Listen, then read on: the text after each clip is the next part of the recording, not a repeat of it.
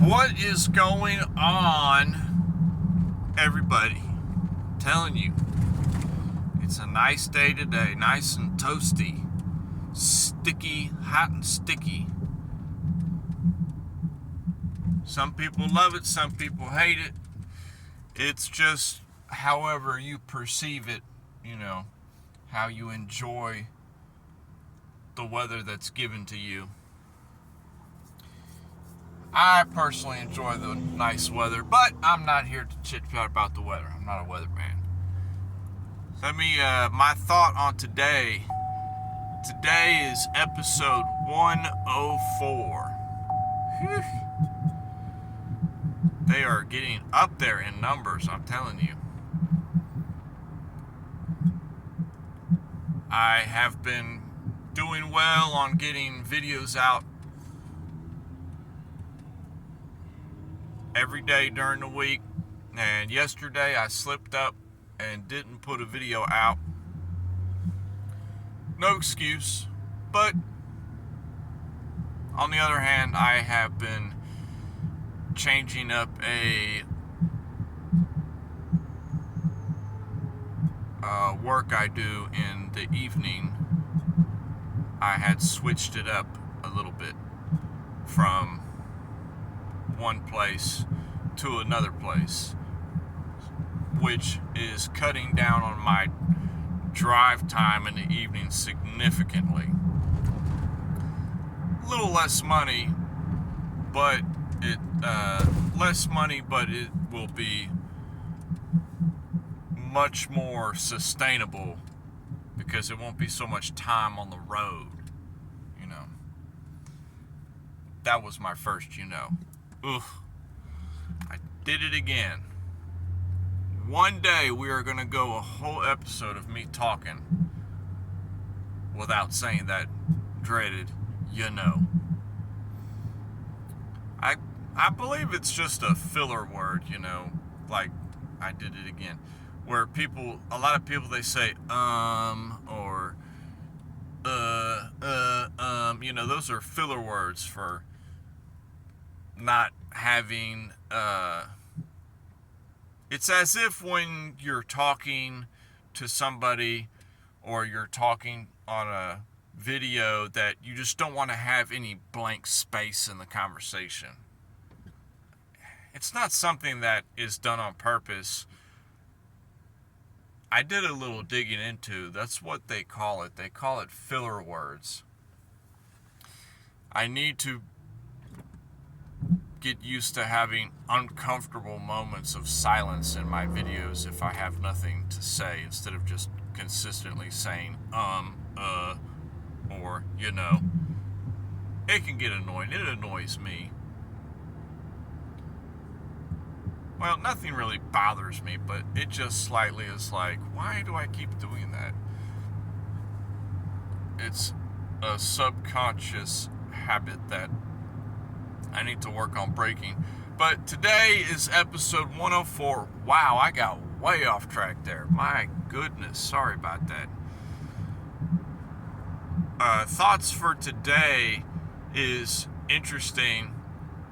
There's two things I'm looking at, and one of them is funny because both of these are like swing trade ideas. And it's interesting because one of them is, okay, we had taken a second ladder on it, on the demo trade of it, and we looked at it and we said, okay, $2.70, this is a nice area, $2.70, or no, it was like $3, okay, and then it was like $2.80, and I said, oh, that would be a nice area to get some more, so I made another line in my chart, I made a little area of, okay, this is where I laddered in again, so to speak. And it's funny because that one, it's just kind of, it hasn't gone anywhere in like the past week and a half. It hasn't even really moved. I think the highest it's gotten is like 311 and the lowest is like 250. So it's just really been holding steady in that area. And that's how, when you do a swing trade, it can be like that. It can just be stuck in that one area. But because it's a swing trade, and you have the ability to just sit on it and not be worried about what it's doing in the short term, and not care about the consolidation that's going on. Is it breaking any invalidation points? No. An invalidation point for this swing trade is like high 80 cent, 87 cents, 88 cents. That's like an invalidation point to me personally, because it would have dropped so low, and it would have just shown the sign that it's done for, and it's going to just continue. There's no more interest in the company. And from that point on, it wouldn't surprise me to see it just go to 2-3 cents, just nothing. It'll just sell off into nothingness. A lot of companies sell off into nothingness in the stock market. If you watch different things, you'll see it. Eventually they'll get delisted from the stock exchange or the NASDAQ, and they just won't be on there anymore. It's unfortunate, but as quick as the exchange can list you, they'll delist you too if you're not meeting the parameters, so to speak. And I've seen it happen several times. There's another company that I've been watching for a while now, and I held some shares at one point a year ago, and now looking at it, it's just consistently been sold off into nothingness. And it's interesting because I read up on it. It says they're probably going to be delisted, that just happens. That's a recent one I've seen. But back to the swing trade idea I was looking at. It's interesting because, when you ladder up on something, you buy a little bit at this price, and then, it goes a little bit lower. Well, you buy a little bit more at a lower price. That kind of averages out your price of what you bought. If you have a game plan to buy shares in a company, and it is, it's trading at $3 right now, and you don't want to put all your money in right at $3, your analysis is kind of telling you that, okay, well, it could go down to like $1.50, but you have kind of a projection in your analysis that it could go up to $5. So, it's at $3 right now. Do you want to throw everything you got in at it right now at $3? Personally, I prefer the laddering of positions, aka the dollar cost averaging of positions, because it alleviates so much of the buying at the wrong time kind of issue. Because when you find that more and more of your analysis is right, and you have more faith and conviction on you being correct, or your probabilities working out, then you tend to have a greater confidence in go ahead and purchasing something.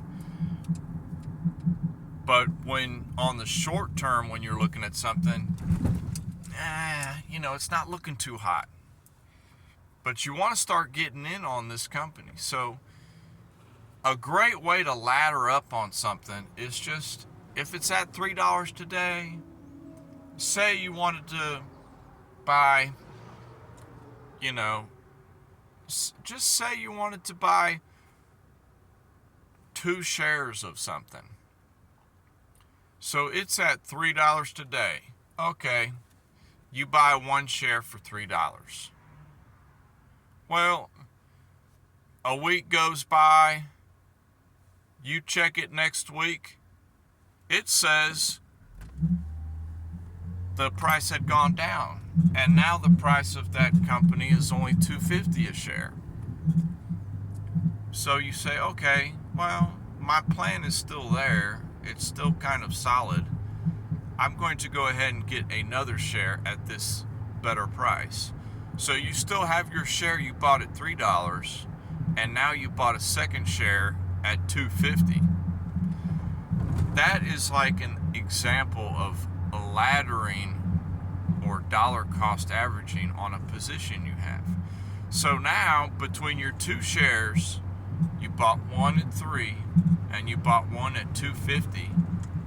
Your average price is $2.75. That's the halfway mark between $2.50 and $3. So your average price per share is $2.75. Well, that's not too bad. You just lowered your price.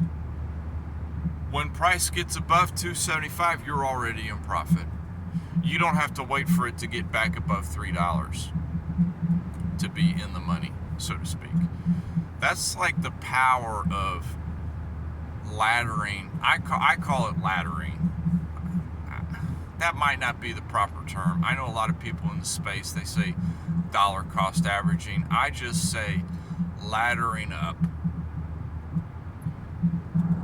So that is, I truly enjoy laddering up on positions when I am getting in on something, especially for a swing trade. Because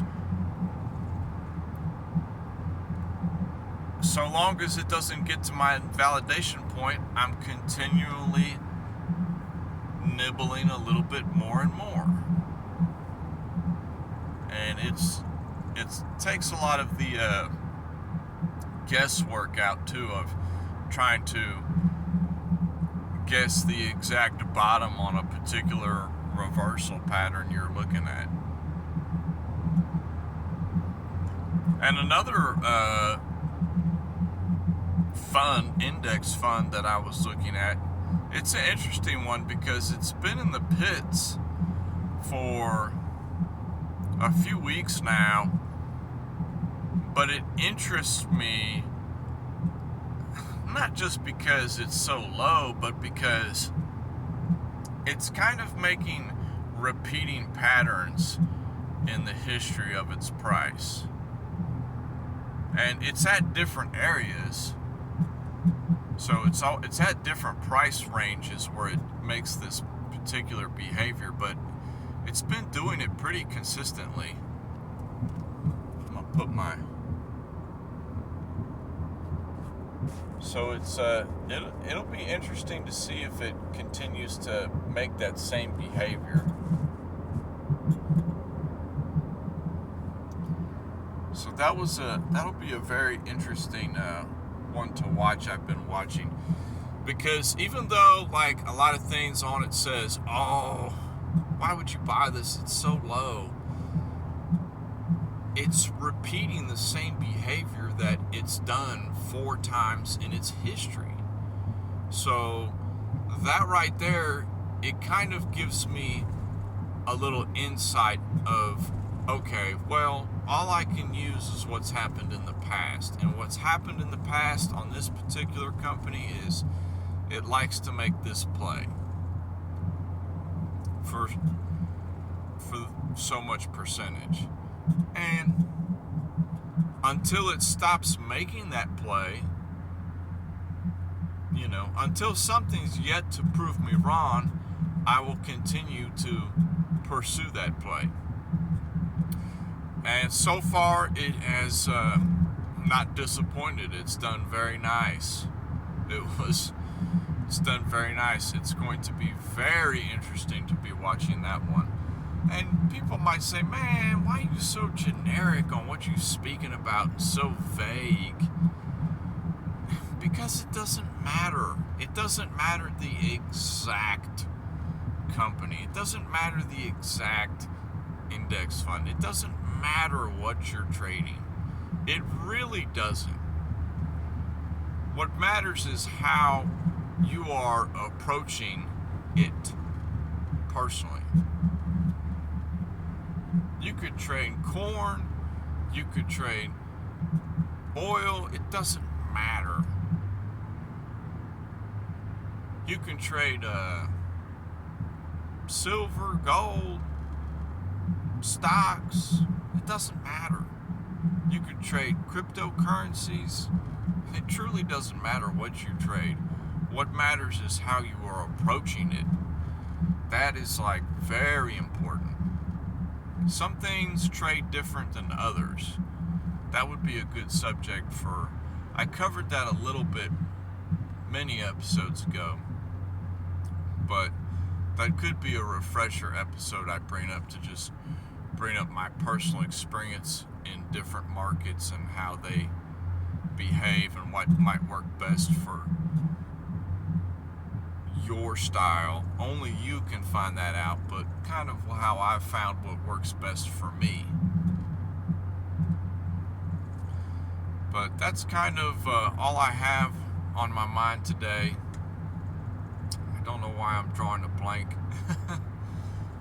Had a long day yesterday and this morning. Sheesh.